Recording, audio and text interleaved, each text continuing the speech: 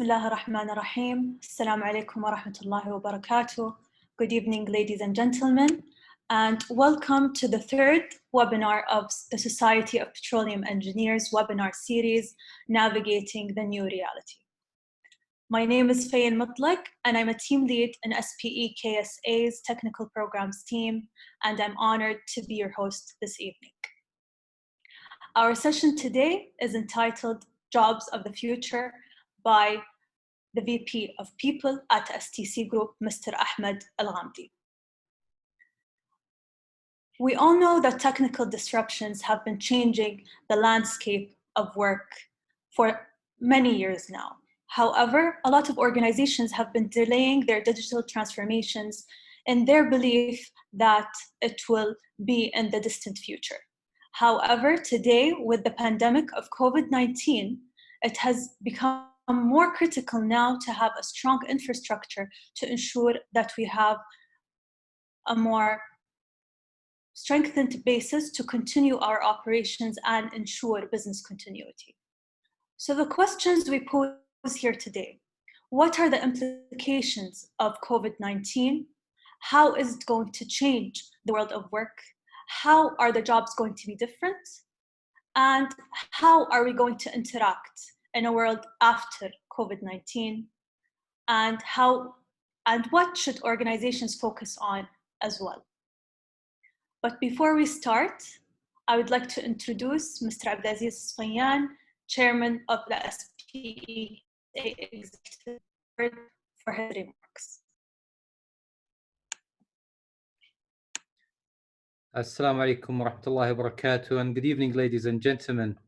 I would like to start by extending my sincere appreciation to Mr. Ahmad AlGhamdi for his participation and acceptance to our webinar tonight. We're really glad and honored to have you here with us.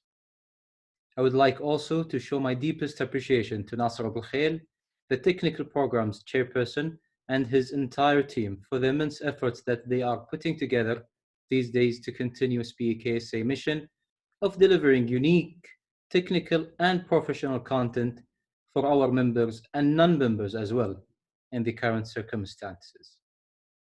Ladies and gentlemen, we all live in a fast-paced world that sees jobs change and evolve very rapidly. Not only that, but we've witnessed the birth of new jobs that either complement or eliminate existing ones. And I anticipate that we will continue to do so. In fact, some studies indicate that in the coming decades, as many as 65% of us will work in jobs that don't exist today. My message from this is that we need to keep learning and be adaptive to new trends and currents. I will end with a favorite quote of mine: to improve is to change. To be perfect is to change often. I'm looking forward for tonight's webinar, and I would like to conclude by thanking and commending those who are here with us today. Thank you and enjoy. Thank you, Abdulaziz, for those inspiring words, and inshallah we will continue to adapt to the future of work. And we're also excited to hear what Mr. Ahmad AlGhamdi has to share with us. Before we start, we're going to launch a few polls to ask you a few questions. So please, as you see the polls pop up on your screen, just choose the most appropriate answer.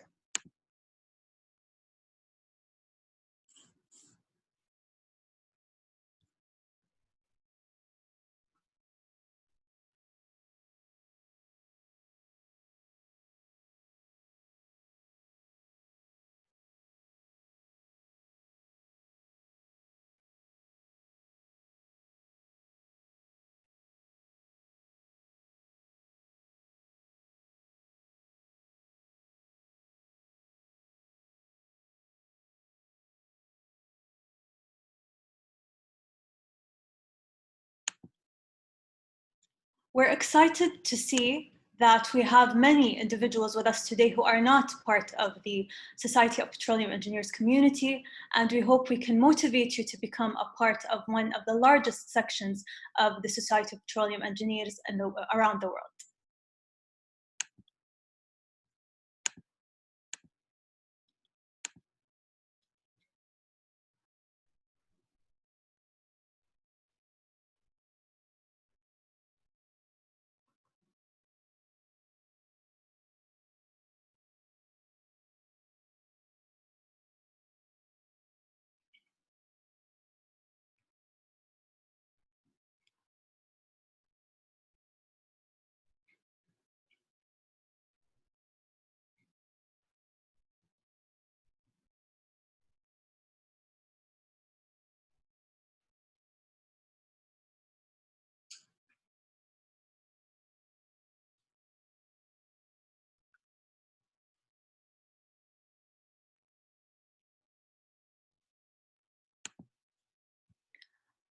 We're excited to see many of you here with us today, and we hope you can join us in our future events, inshallah.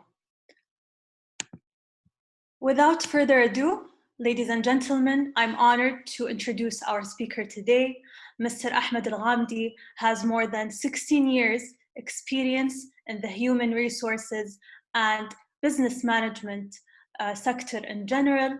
He has worked in many sectors, including retail, healthcare, and aviation.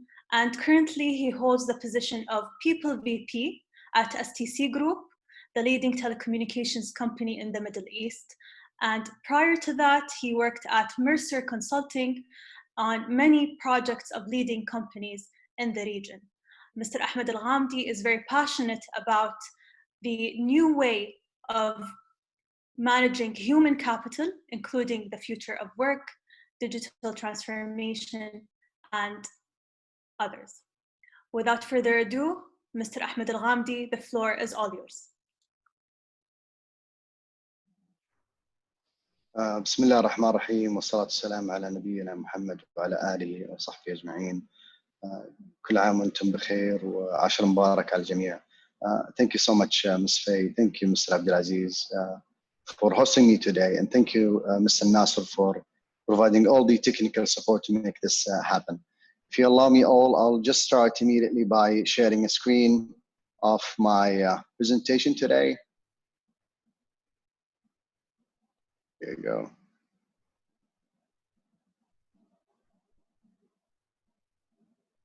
Good.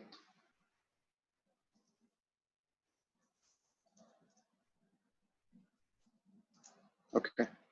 So today I'm going to speak about some context around the business world today.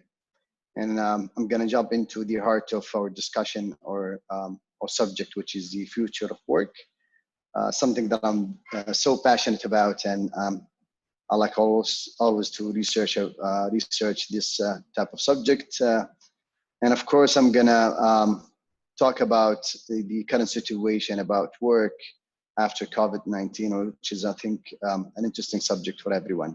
Then I'll leave the floor for you guys to receive your questions, and hopefully we can get some time to answer all of them. Let me start by talking about what I call and what everyone calls the VUCA word. You know that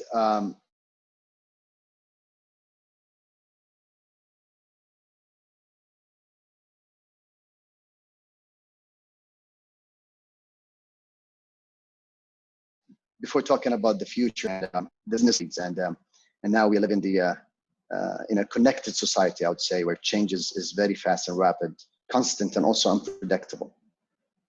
New business model are evolving. Companies rising very quickly, and at the same time, companies fall and fail almost quicker. If you think about it, there are a lot of political, economical, social, technological, environmental, legal, and etc. A lot of those changes and challenges are happening every day. The rapid advancements in technology have created an environment where the internet, smartphones, and social media are dominating. New challenges arise, like COVID-19, which, as I said, I'll talk about later at the end of the presentation. The VUCA word, for you guys, if you don't know, what is it? Is basically talking about or describing the world that we're living today. VUCA is basically coming from, the V comes from being volatile.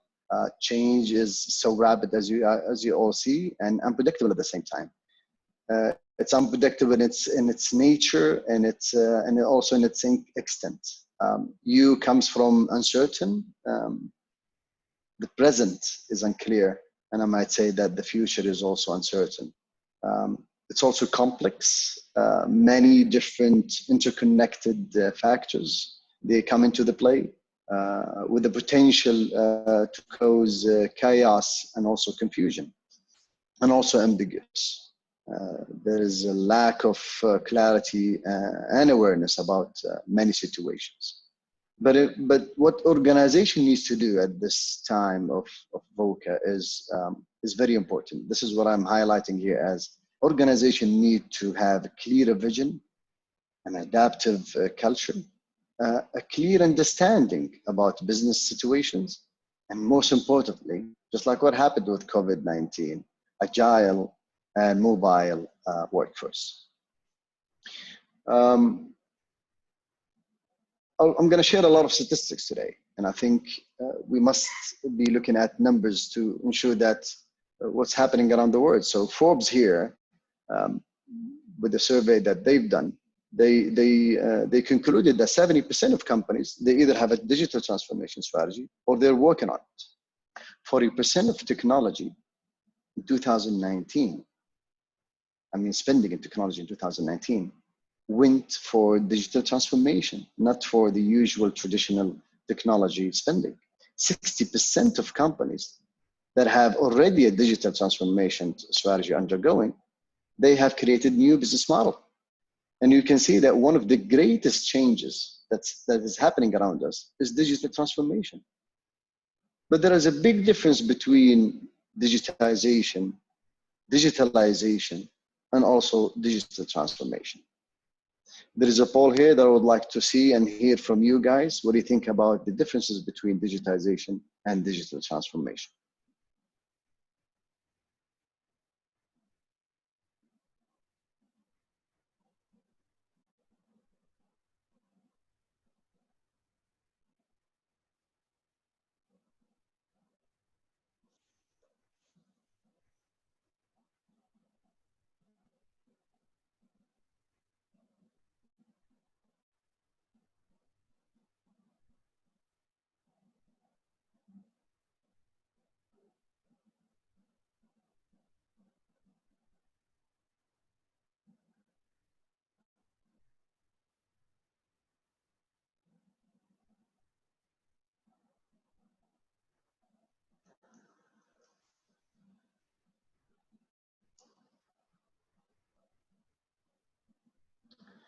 Excellent. I think this is exactly the proper definition of digital transformation.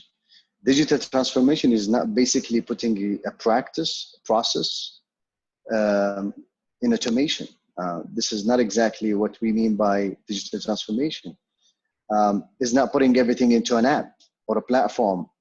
It's basically going through a huge and massive change, not only in the technology, but even in the culture and how organizations are treating themselves. Basically an important element of business process reengineering. And then comes the technology intervention at the end. So this is something that what people think about. Some of us would think that digital transformation is all about putting things into an app or automation. It's basically not. Here is an interesting, let's say, statistics.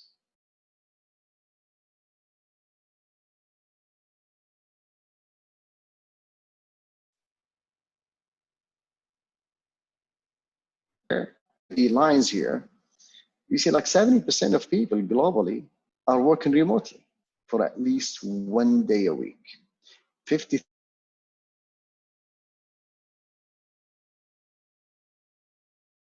remote half the week. What is interesting here is that 36% of workforce in the US are freelancing.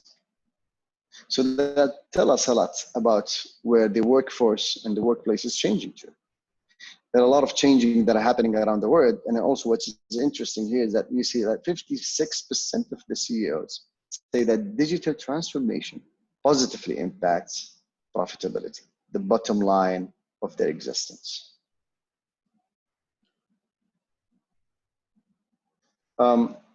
Another statistics that shows that how employees see this change.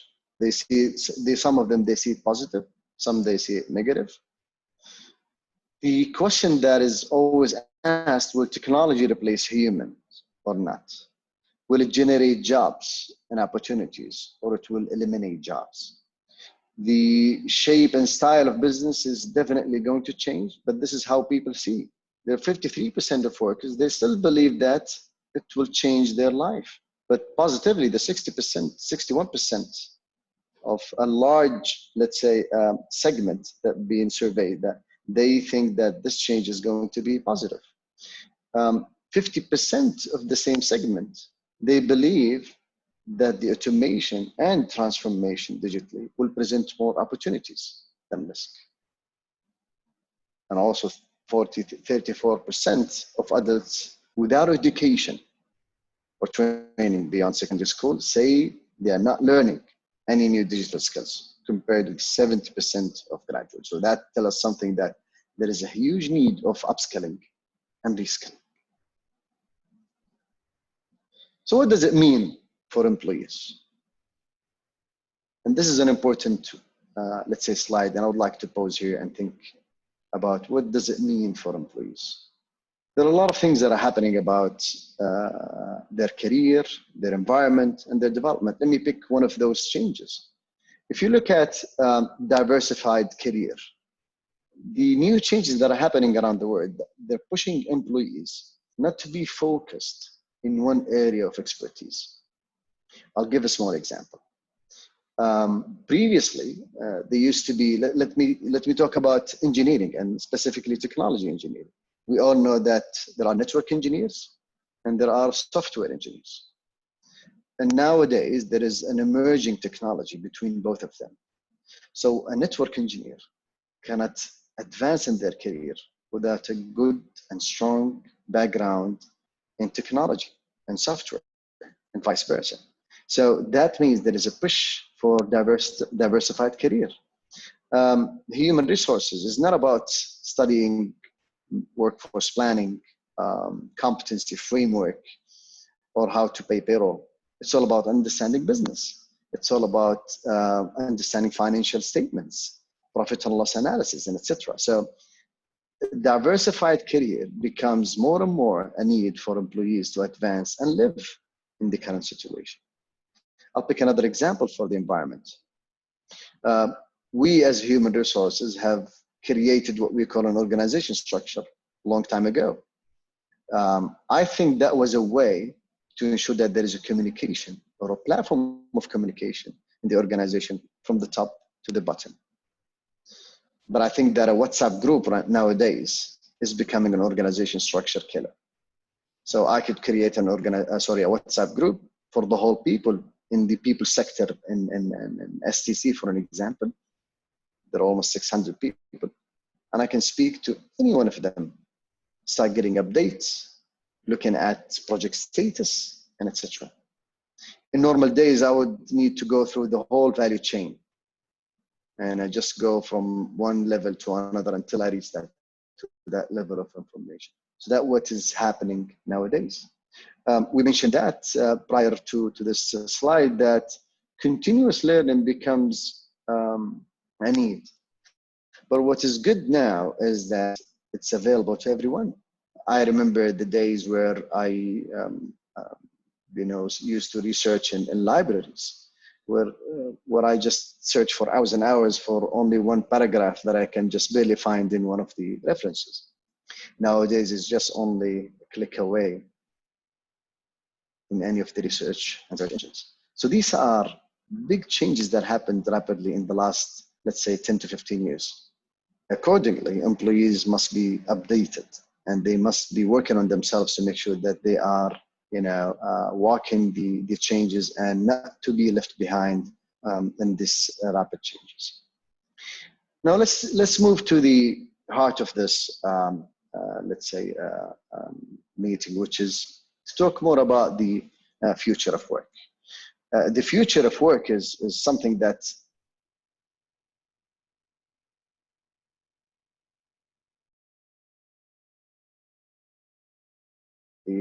as Mr. Abdulaziz mentioned, is something that I think, and I'm just trying to mention something important. I think that there are 5 main elements that shapes the future of work. Let me dwell on this because this is very important for us to understand and to debate later on. Let's talk about new behaviors. 10 years ago, if someone had told me that I would have all the information about myself public for the world to read, maybe see and hear, I would just have said they were crazy. Now we're so much comfortable living more public lives. We build communities, we share, communicate, collaborate, and also access information, and also shape our personal experiences in a different way than it is or it was 10 or 15 years ago. All of these new behaviors are cascading over organizations, which is forcing them to make a lot of changes. So this is one of the important trends that shapes the future of work. Technologies, big data, the cloud, Internet of Things, robots, automation, videos, collaboration platforms, such as this platform, and other technologies are changing the way we work and live. The cloud puts the power of technology into the hands of employees. Robots and software are forcing us to rethink about the jobs that human can and should do. Big data analytics give us insights on how we work. I'll give an example here. In STC, we heavily work in big data, not only in commercialization, but also in human resources, and specifically in the people sector. We've done a lot of case studies on how we use big data into either enhance our experiences or customer experience in doing more efficient work, or even reducing some costs. Collaboration platforms are also rising stars. They give us the ability to connect our people and connect information together anywhere, anytime, and on any device as well. There is another trend which is, I think, changing and shaping the future of work, which is millennials. By the end of 2020, millennials are expected to make up around 50% of the workforce, and by 2025, the number is projected to be 75%. So they are the future work of the world. They're going to be the largest generation ever to enter the market.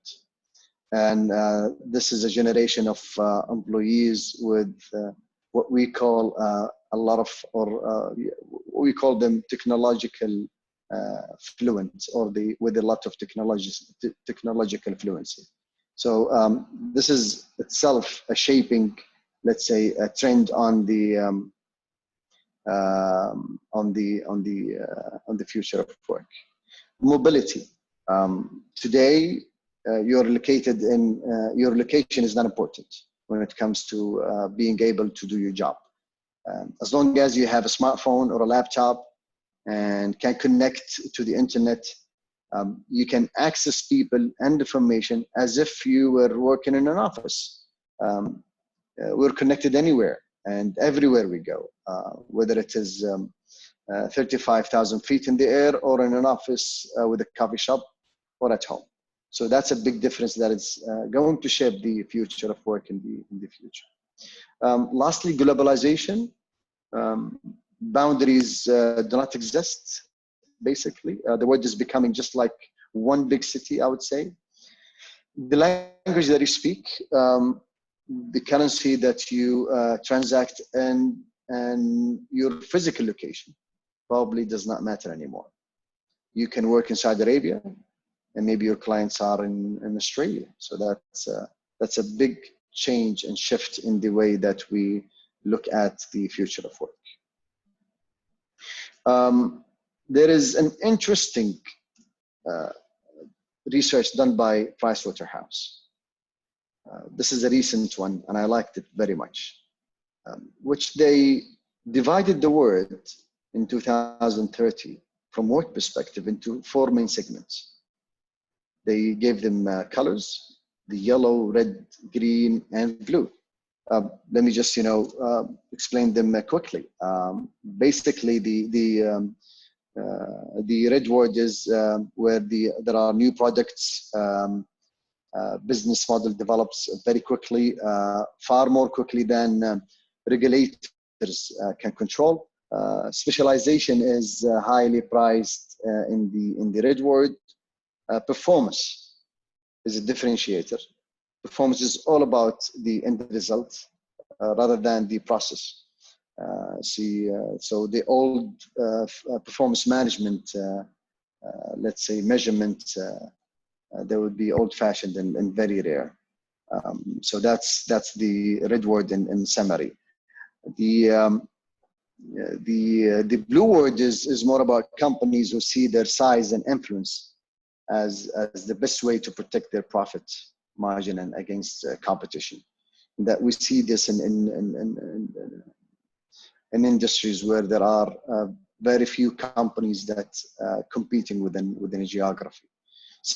Success depends on productive workforce as large companies compete for the best talent. If you think about it, this is mainly a situation in Saudi Arabia with big companies like STC, Aramco, SABIC, Saudi Electricity Company, Ma'aden, national water companies, and some of the governmental, let's say, entities. Human effort, automation, analytics, and innovation combine to push performance rather than in the red word, which is an old-fashioned performance management. The green world is all about corporate responsibility. So in the green world, corporate responsibility is not just a nice to have. Reacting to public opinion, increasingly scarce natural resources, and also international regulation is going to be a must. Companies will be pushing strongly toward ethics and green agenda. So it's all about the green word, where the automation and also technology is essential. Lastly, the yellow word. The yellow word is where basically employees and companies seek out greater meaning and relevance in what they do. Employees look for flexibility, autonomy, and also fulfillment. Employees will be looking for or will be looking to work for organization with a strong social and ethical record. Performance in the yellow word is about delivering an organization goal, and most importantly is about employees' behavior and the social impact. It's an interesting, let's say, new research that's done by Pricewaterhouse. And basically, I also would like to get your insights on what do you think about those type of words, and which one do you think will be the dominating one? And I would like to see your thinking about the relevance to our region specifically.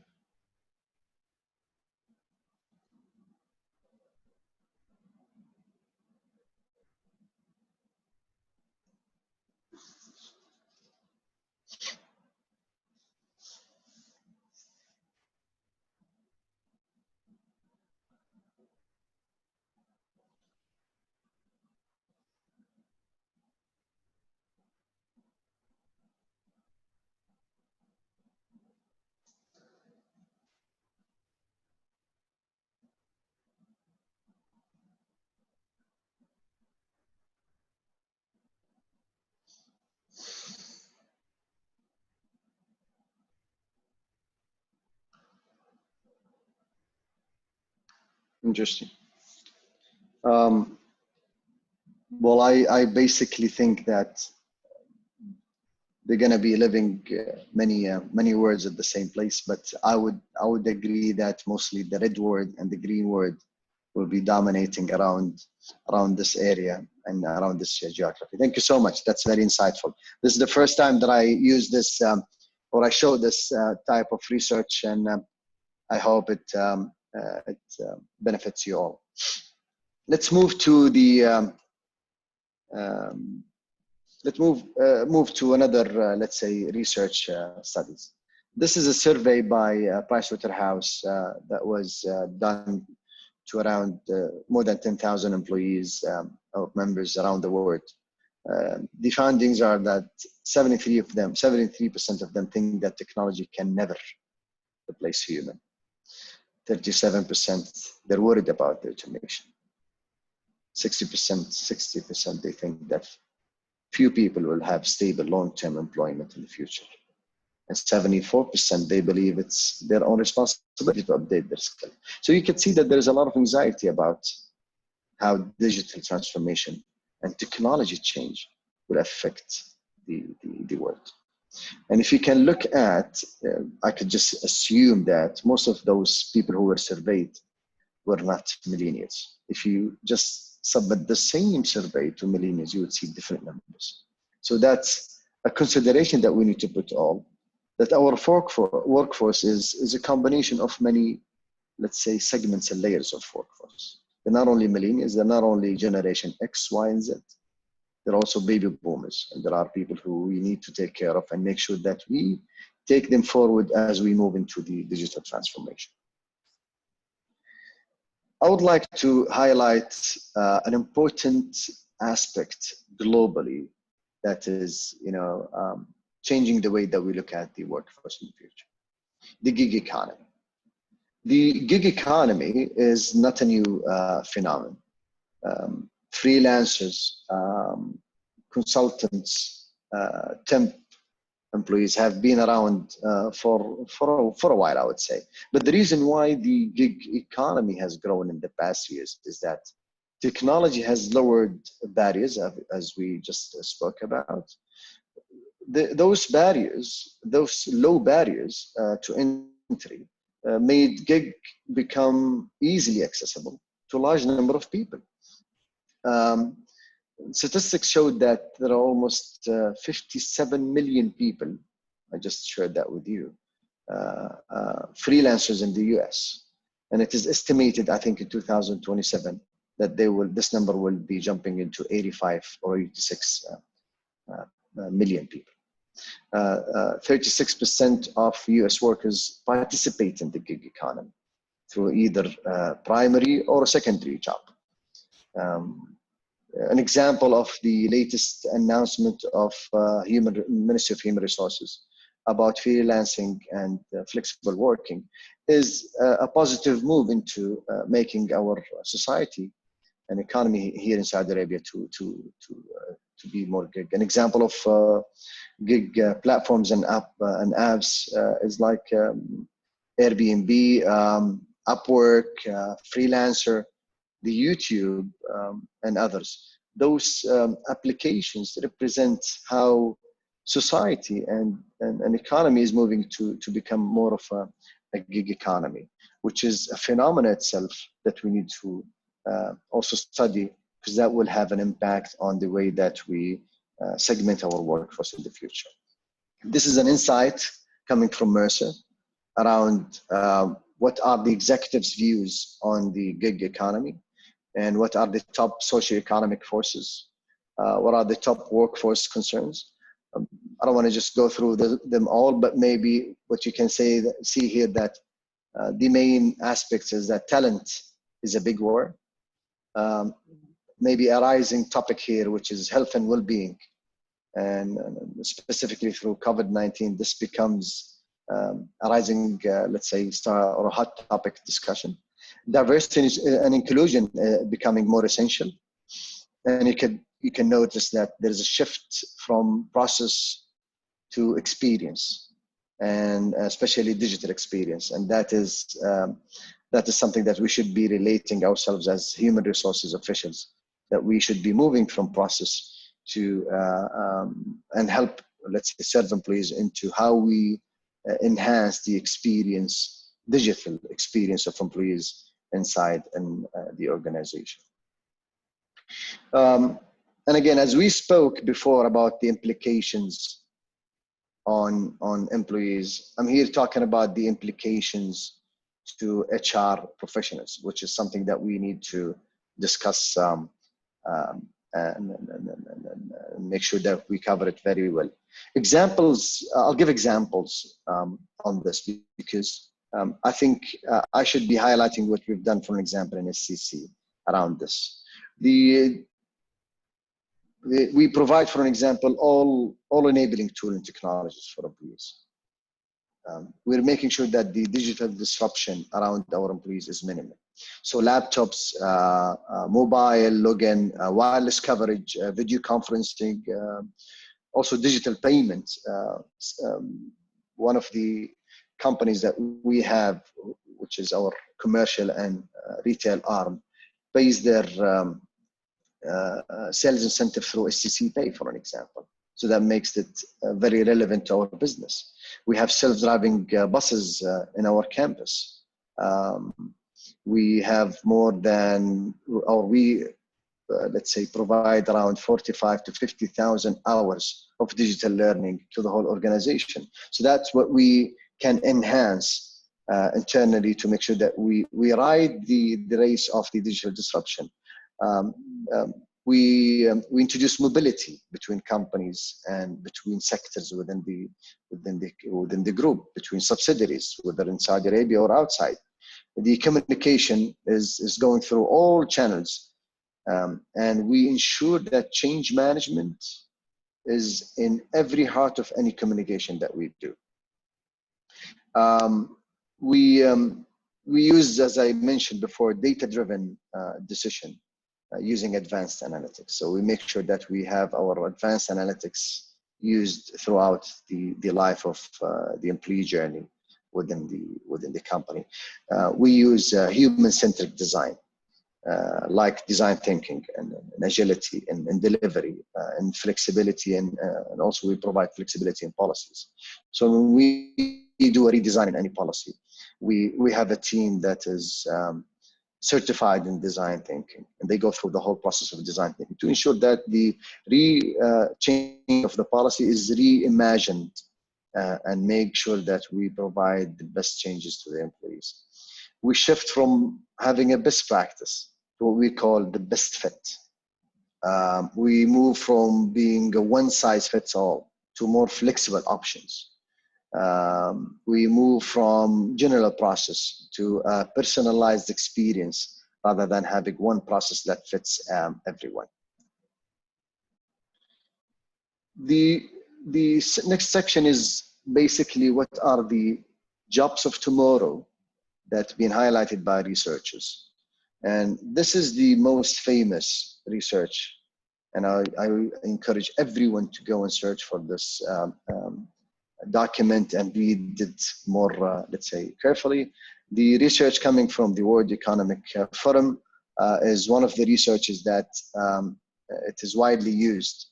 The highlight of it is that the game is either the human will win or technology will win. And that's the fear that was widely, communicated by employees. Some people see technology will replace people, and some see people will manage the technology, so it's vice versa. It is important for people to be ahead of the technology and to focus on technology jobs and digital skills rather than, going through the normal traditional way of upskilling and reskilling. The report is, let me just go through this very well. The report has mentioned that there are 7 clusters of job. And those clusters are basically these ones: the data and AI, artificial intelligence, care economy, green economy, engineering and cloud computing, people and culture, which is going to be always a needed, let's say, skill in the future, product development, sales and marketing, and content. These are clusters.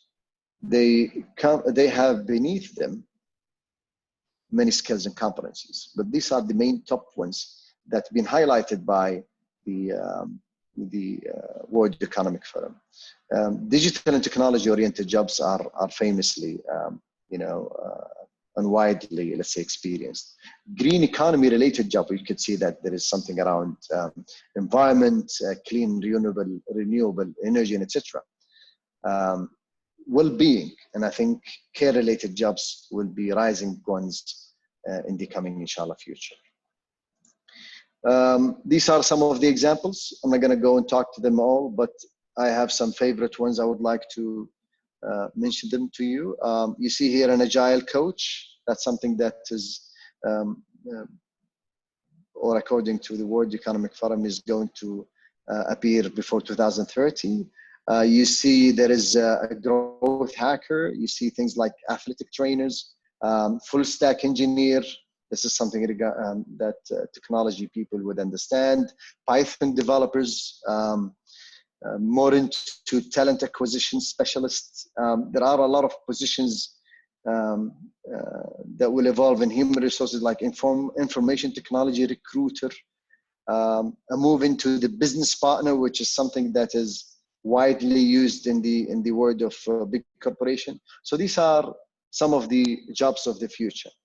But what is more interesting for me is that there is a research around some jobs that will be introduced beyond 2030, 2014, 2015. These are some of the jobs, and I can say examples is like robot mediator, human resource manager. This is one of my favorites. Drone manager, space tourist. Allah yahina al-dhak al-yawm. So these are one of the expected jobs that will occur in 2014, 2015, and beyond. In my opinion, that there are two main competencies that will remain very important, which is around how to make people digitally, let's say, changing or digitally averse, and don't lose the human touch as we move forward. Both, they should be working together. I believe that people would say that digital will never work with human. I think otherwise that the both should be working together. These are some of the skills of the future. I talked about most of them. You can see that emotional intelligence becomes one of the top ones. That is regardless of the digital transformation that we go through. According to Harvard, which is an interesting study, and I think it's an advice for me to everyone, is that we need to be always updated.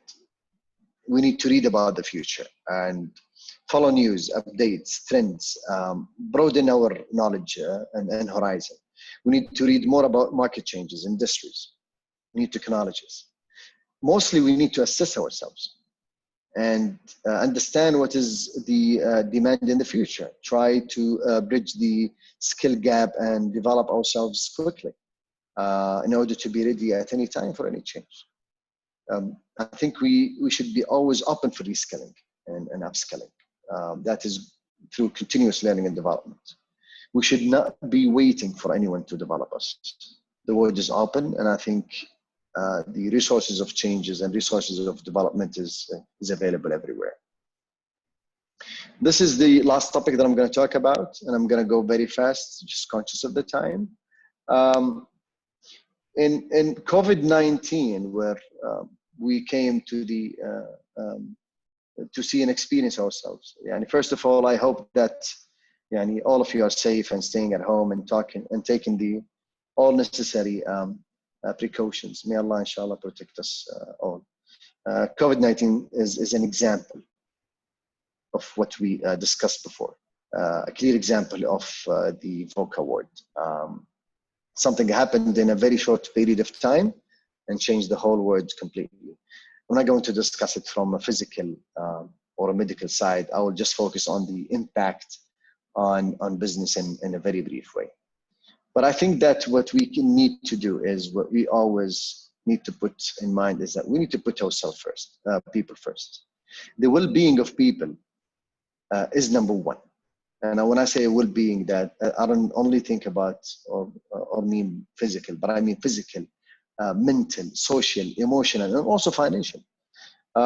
We need to accelerate the future of work. Yani, what we think will happen after 10 years happened in a couple of years.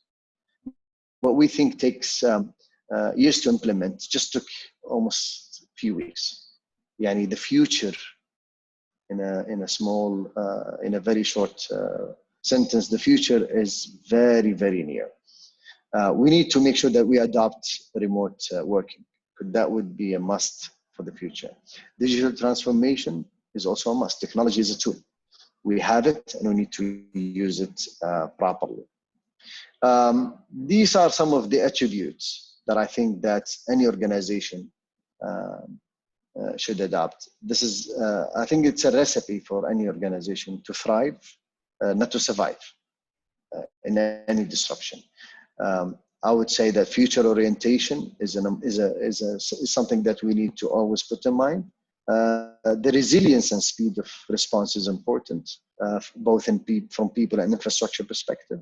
I think what made us alive more is the amount of innovation that we had in the last, let's say, 3 or 4 months. Look at the new products that arise out of the crisis, and we need to always invest in talents. They are the only savior through such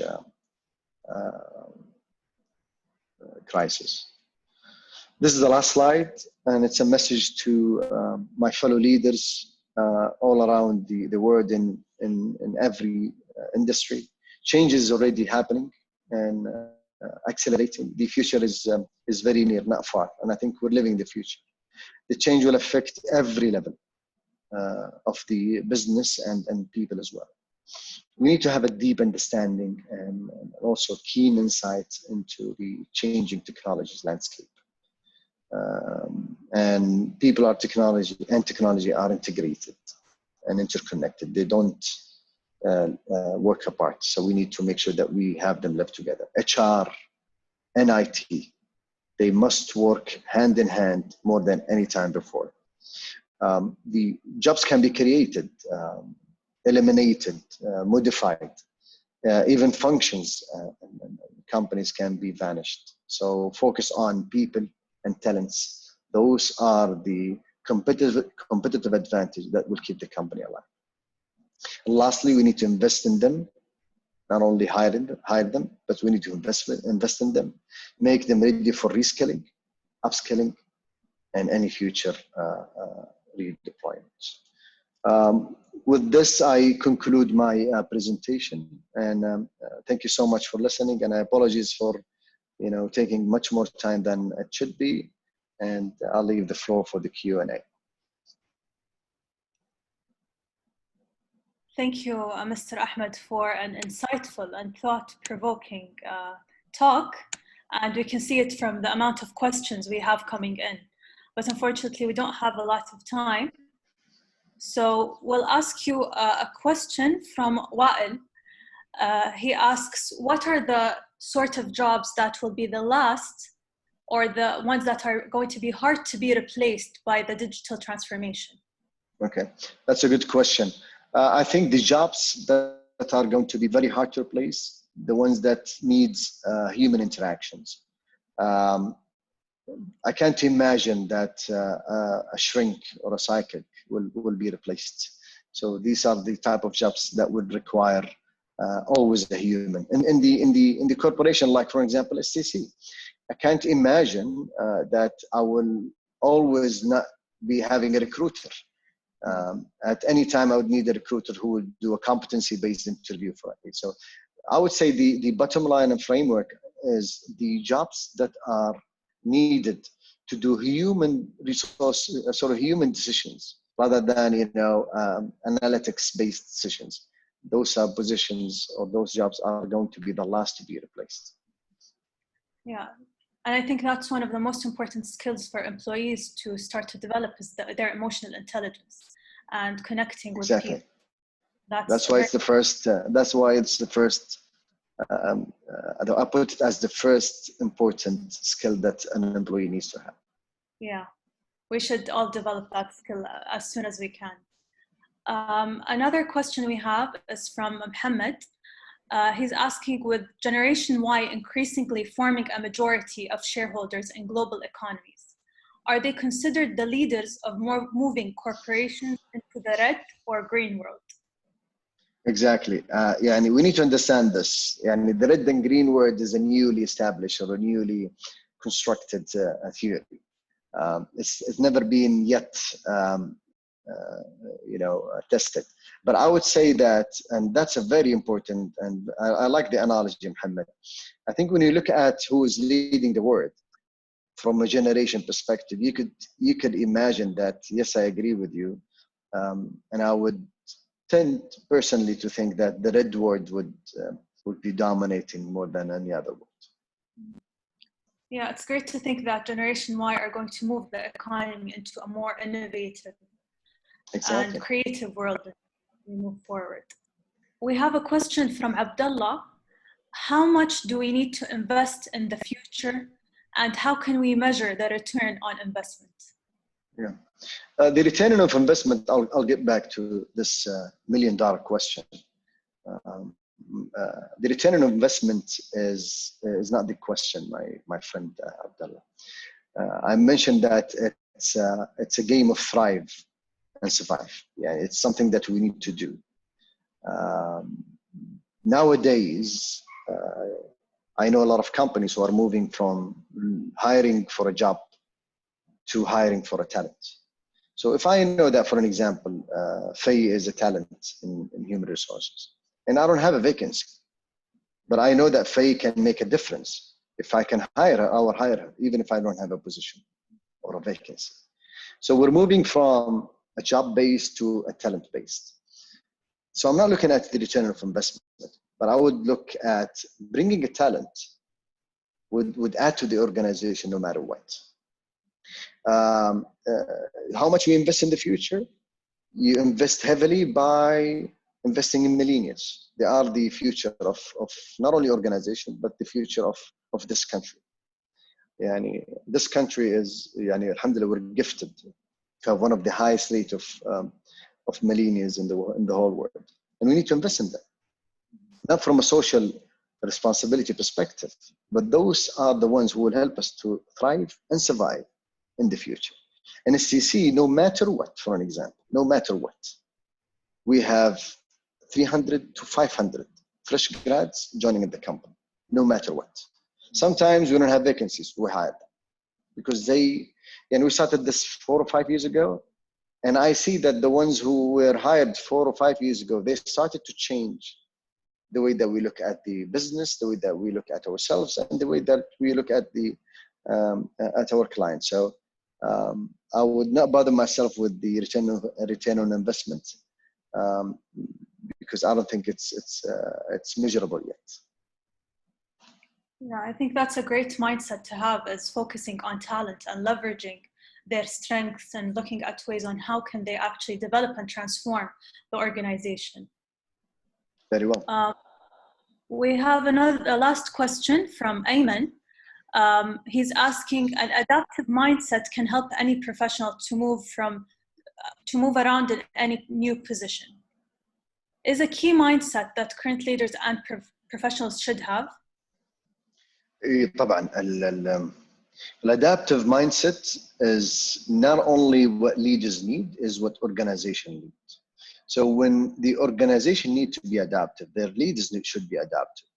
And how can we create adaptability in the organization or with the leaders? Is that by injecting the change in those leaders.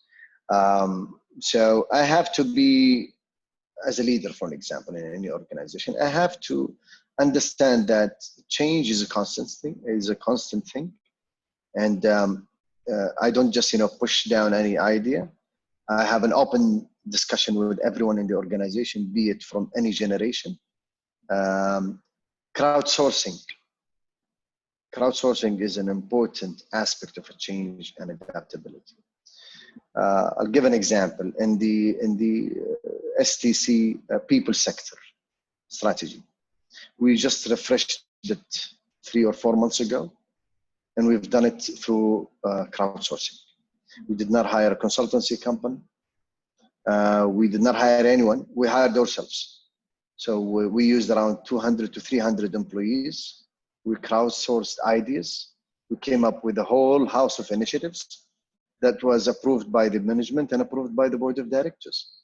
And that is the power of adaptability. If I go back in time 5 years ago, that would be like, why would I just do it myself? Why would I ask anyone to go and leave their jobs and design a strategy to the company? But I think that's part of being adaptive and part of being changing. Absolutely agree. Yeah. Amen. Absolutely. Yeah, that's a great point, and it ensures buy-in as well from the employees on any change that happens in the organization. Absolutely. And it ensures that they're part of the change. So that's a great mindset to have. We can have one more question if you want, and then sure. I have to leave, unfortunately. Let's see.